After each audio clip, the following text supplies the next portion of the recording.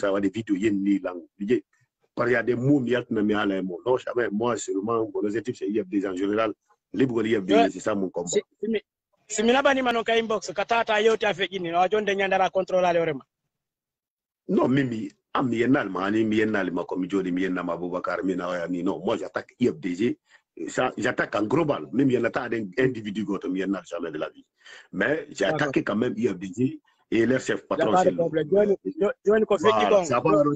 dans vidéo tawata mi yenni ma tu peux l'envoyer ou même tu publies je n'ai jamais incité quelqu'un individu voilà au débat on a eu des avocats Ali Fran démagogie là Anye frade démagogie non anye frade démagogie là Ali Fran démagogie là c'est là que mba Ali Fran démagogie là kon on gonga kam la Guinée c'est vrai que on est tous des Guinéens mais chaque Guinéen aussi Dieu a choisi un tribu pour lui a choisi une région pour lui si nati jon Guinée c'est extérieur ni il faut qu'on go to Guinée mais c'est nati Guinée kala ko gallembe muyata kala ko der suru muyata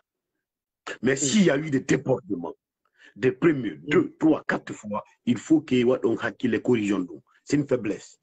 Bokar andene c'est les yotude au fond de toi tu n'es pas fier ko wadi ko nana ta ko pour le débat wadi dum véritablement Johnny Moussa même si je dépends mais au fond de toi tu as une blessure Kali Mbolo mi do mari landa gol ma do no en feju est-ce que en Moussa Konde ida andi tigi film do video e baydari boy koko feju do ida andi kadi ko debbo pullo wadi dum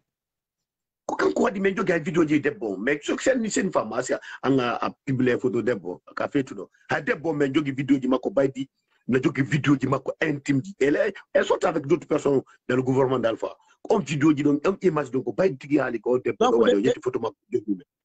donc on de fi anki Aissatou wido do jogi video ji mum mo tawata ko kanko tigi o yewti e live musido men hanki wonde man o anda e baydi kanko ay video makko men jogi ko a goddo wata darde afami c'est très grave andi ko no to ulbini non honto ulbini andi Boubacar e nder leydi jettolam en min ko futa mi jibina min andi de balado ko no ngaldinta la si walige ko no mi ngaldata je sino futa grande o futa mi ani éducation futa éducation bi dopullo mi ani dum waliti ke seconde et puis dum ko 2017 foti 2017 en 2021 catastrophe kala ko nanda la gina inna ko futa astaghfirullah 1000 fois boka mais des fois a jora to landa si ko ala wudi be ni be andi do wodi piji wondi wadde ara de nande maida yiwde ko nande mo mais min o vidéo do min kanta moi et Moussa min jusqu'à preuve de contraire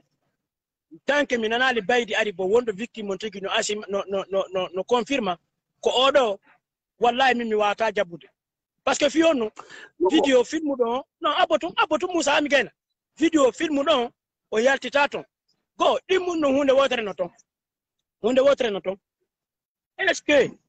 Aissatou ko wadi considérer harawni ko gonga ko Aissatou wadi est-ce que dum do doit impact de communauté guinéenne on fo est-ce que dum do doit impact de communauté guinéenne on fo bigol parce que Aissatou c'est une femme malèque ou c'est une femme tous les peuples voilà non disons-nous la vérité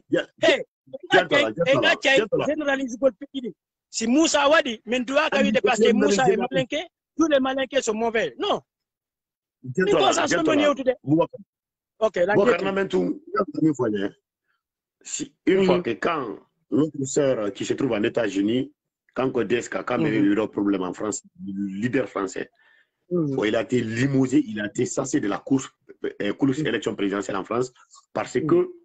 moyen les débats on débat non ba ben ko Guinée info un hier sunu c'était la première fois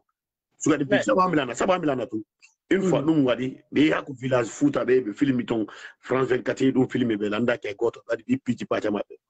info un hier sunu ha joni mene me nga yesa so ay golle porte ina ko be wadi ay dum info de yesa no un deuxième mama sita wadi troisième Adebayor on do yenni robe Guinée fo sabu kanko to debbo on kan ko asatinete Diallo wayni mo mimmi ne bata toilette publique andi ala musude on mene na musude men parce que woni wo c'est le moment c'est nos sœurs ala musude non je suis pas d'accord andi c'est que il andi il doit yaltude et au débat communautariste en tout cas quant à moi en tant que jeune idandi hande en besoinaki arobe hala tun nyando e hore leñol dun nabirta yeso bondo on ko bondo woni ko mo mani dajo woni ko so il faut que Aboubacar ñande accident lu ñande accident affaire communauté affaire religion nous la haalde ka ko waɗi depuis 2011 ida haalde ɗo ka ko waɗi depuis États-Unis ka nafisa ton e oya wonno kayedeni sino yotirema ko fiya jeppin hakkille e le komi woni haalde ko andi goɗɗo sino haalde ko addu miselal ko gerata fama Boubacar y a trois choses haadno lana ɗum lanata affaire famille affaire leñol affaire état ɗum lanata no lana hande sina wala gine attaquama en faut que ci goto wonne défendre mais si natama nder jine sina motu gine attaquama ko kud men jonnata la mais ko menen wonata premier acteur devant sina goɗɗo nati moy jine ko kud men jonnatama mais tu es le premier acteur fami ko mun halande mako sadari no joni politique 2010 en 2000